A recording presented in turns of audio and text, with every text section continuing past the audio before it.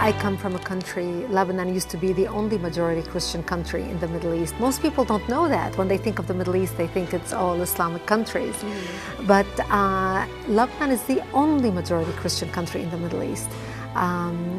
We were open-minded, we were fair. We prided ourselves on our multiculturalism. We welcomed everyone to our country, especially from the surrounding Arabic countries, because we wanted to share with them the westernization which we had created in the heart of the Middle East. Muslims used to send their children to come study in our universities because we had built the best universities in the Middle East. They graduated and worked in our economy because we had built the best economy in the Middle East, even though we did not have any oil. Lebanon was known as Paris of the Middle East, the banking capital of the Middle East. And as Christians, we focused on education. Education was very important to us. You know, we educated girls and boys, you know, no difference. We were living the good time. Unfortunately, all that began to change by the 70s because of two things. The enlargement of the Islamic population in Lebanon, because we Christians marry one spouse until death do us part. We don't have many kids. Muslims, on the other hand, are allowed to marry up to 4 wives at a time. Now, of course, not all of them do it, but enough of them do it that in our country, in Lebanon, by the 70s, the Muslims became the majority. And once they became the majority, they started massacring the Christians and killing the Christians. I remember in 1974, we stopped traveling. We used to go spend Christmas and Easter in Beirut with the rest of my family. And we stopped traveling, and I would ask my father, why aren't we going to Beirut for Christmas this year? And my daddy would say to me, well, we just decided to stay home this year. And, you know, I couldn't understand why. And later I learned is because Muslims started setting up fly-by-night checkpoints, and they would stop Christian cars traveling. And when they would get people out of the car and look at their ID and find out that this is a Christian family traveling, because in Lebanon, our religion is written on our national ID, on your driver's license, on your passport. So when they see that this is a Christian family traveling, they would get everyone out of the car and shoot them in cold blood. So we became prisoners to our homes and our cities and our communities. And that's the reason why we stopped going anywhere. By 1975, that's when the war broke out, the civil war. And the war broke out because Muslims walked into a church on a Sunday morning and began shooting at Christian worshipers, and injured hundreds and killed 4 people. And that's what started out the all-out war. And it was a very difficult time for the Christians, because as the Muslims organized and now supported by the oil money flowing out of Saudi Arabia and all the Muslim countries, they wanted to basically use Lebanon as a base from which to fight Israel, kill the Jews and drive them into the sea, using Lebanese democracy and Lebanese open-mindedness and tolerance to do exactly that. And that's really when my world turned upside down and it changed. Lebanon was so multi-faith and multicultural. So we had Druze, Muslims, Christians, Protestant. The majority were Christians. We were over almost 70% Christians when we got our independence in the 40s. But because of the way Muslims multiply, you know, with the multiple wives and multiple kids, in 30 years, they became the majority.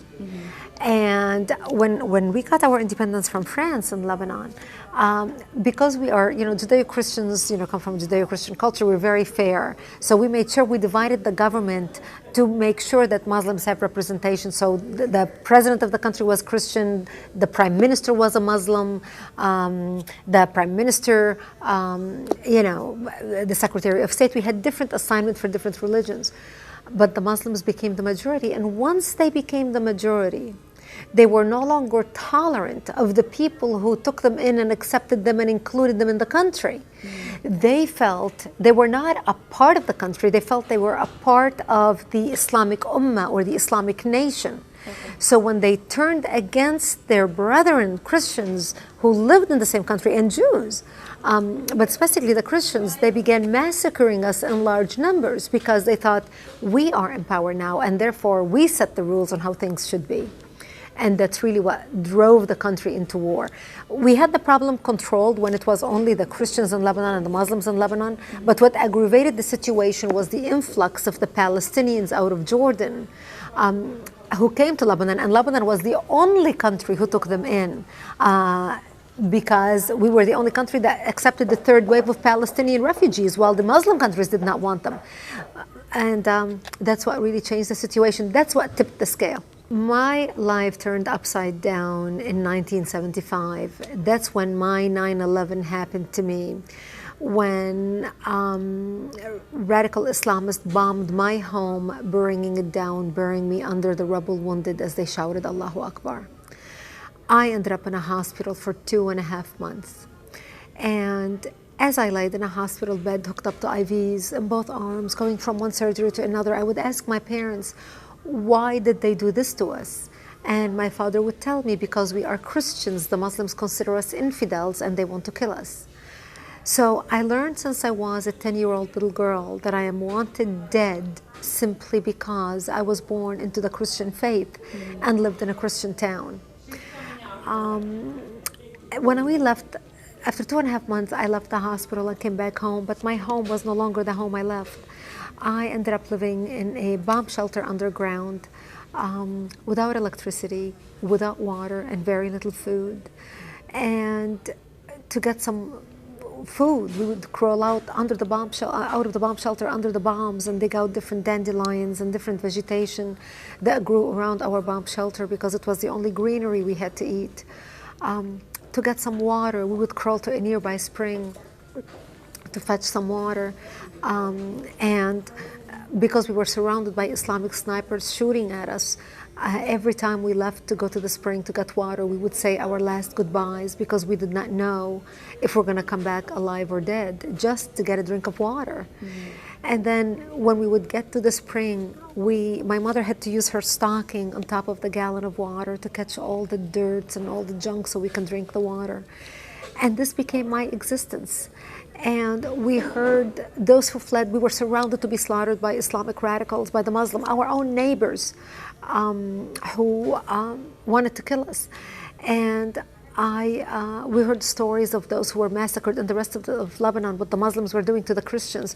The Muslims would surround Christian cities and trap the people inside. They would walk into bomb shelters. They would find a mother and a baby and a father hiding with a little baby in a bomb shelter. They would take the baby, tie one leg of the baby to the mother and another one to the father, and pull the parents apart, splitting the child in half. They committed monstrosities that were seldom reported in Western media.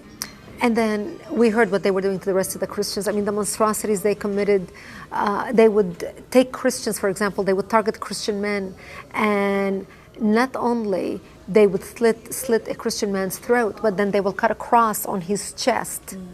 And then in many areas, sometimes they would crucify the men and put honey on their chests so they would be bitten by bees, stung by bees as they died.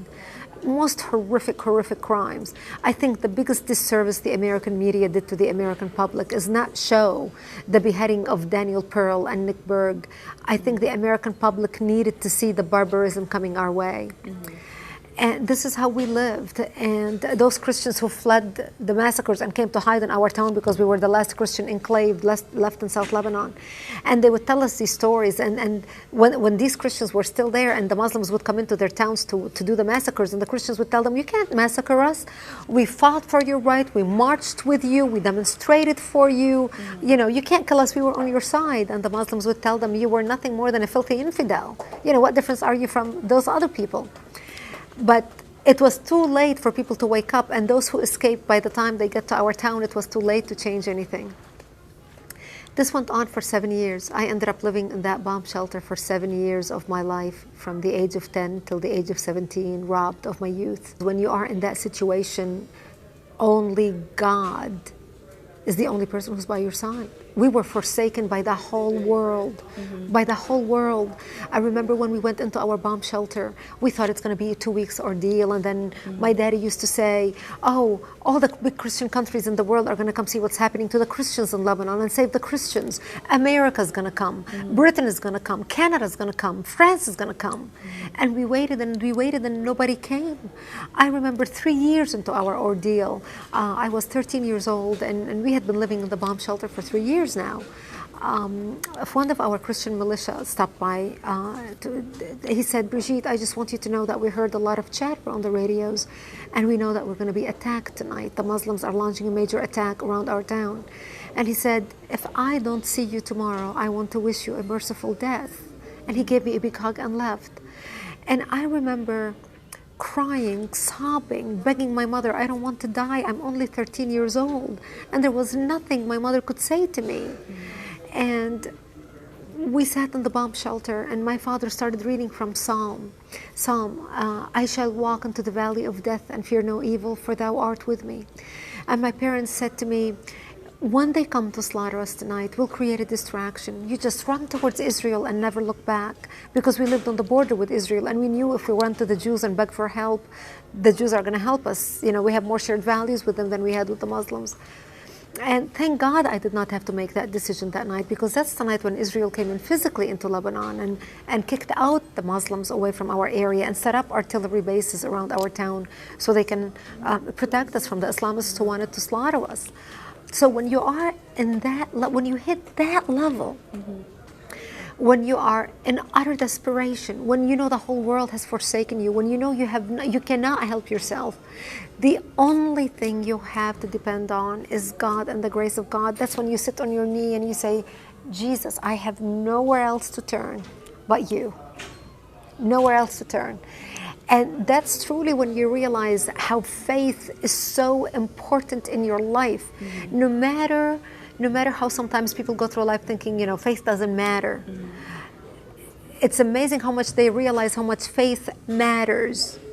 When you get to that point, when you face death on a daily basis, you realize the only thing I have is faith. And it is only the grace of God. It's only that love of God. It's only that hope that not only God is with you and He would not allow anything to happen to you unless it is meant to happen. And even when that happens, you think, I will go to a better place. There is peace in my life no matter what. And I will get there as long as I know that I am strong in my faith. And that's really when you are in that situation, hope and faith is the only thing that can get you through. That's the only thing that got me through my years in the bomb shelter. Every Sunday, it was Sunday, we didn't have obviously a church service, it was only the three of us, but we would have like our own ritual, our prayers, you know, where we would discuss the Bible and open up the Bible and we would read from the Bible. And but then again, that was our daily thing. I mean, my daddy, we had our Bible with us in the bomb shelter, and my daddy had his prayer book, you know, and that's all he did all day long. He would read in his prayer books. I still have my daddy's prayer book now. It is so old, so brown, every page almost fallen apart. I have it all taped, you know, so I can preserve it, but that was the only thing that we had, prayers. And I remember when we would have ceasefire, come hell or high water, we were going to go to church, and it would be snowing, and my parents would drag me around, especially as a child, you know. It's like, do we really have to go to church? Don't you see the snow outside? And they said, we have a ceasefire for 2 hours, we're going to church. And I remember many nights or many services, having to leave church because the militia would run into the church service and say, shells are going to start falling in 15 minutes. We just heard on the radios that we're going to be attacked. Everybody would scatter. The pastor would wrap up the church service so fast, and everybody would run back to their homes trying to make it before the bombs started falling. And I remember a few times where we were trapped in the church as the bombs started to fall without notice.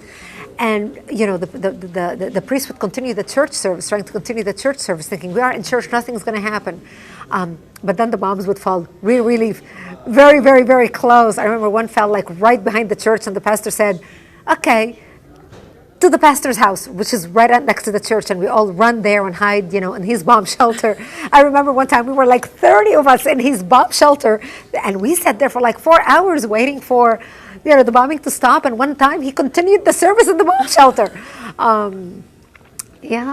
That's what was my childhood. I never celebrated my birthdays because I never thought I'd live to see the next birthday. I never thought I'd live to be 20.